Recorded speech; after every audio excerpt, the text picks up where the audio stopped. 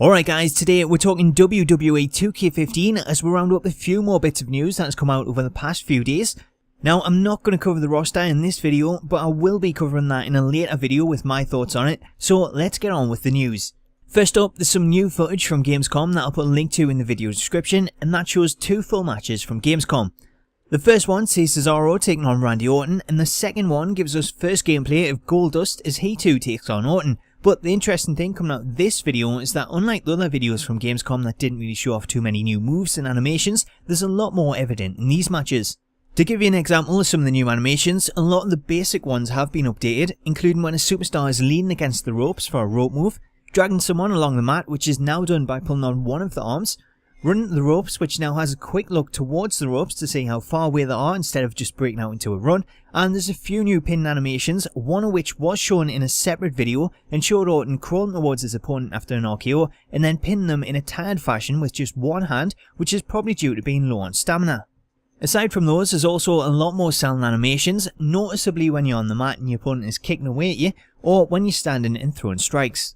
Also shown in the new gameplay was some action on the outside the ring and Goldust taking apart the top of the announce table, of which there's 3 monitors along with the top of the table cover which now stay on screen, but again it's not known if these can be used as weapons. It has been said though that the announce table won't break this year if you do a move next to it, which if true is kinda good and bad, because it did break way too easy last year if any part of your body touched it during a move, but it was still cool to break it with a standing move if you positioned it right.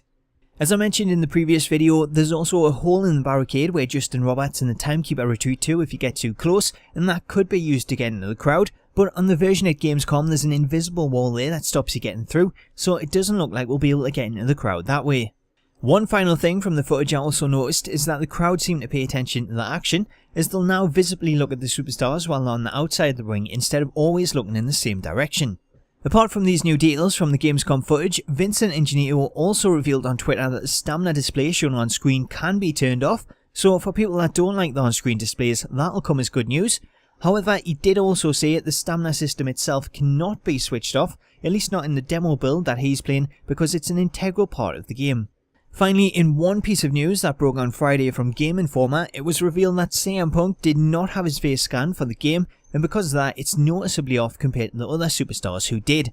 To me, it seems kinda odd that Punk wasn't scanned before they started putting together the showcase content, and it'll be interesting to see just how his model compares to the others, with them creating it the standard way of using reference photos. Anyway, that is all there is for now, but I'll be back later on today with more on yesterday's roster reveal and some of the news that came out following it, so stay tuned, and until then, I'll catch you later.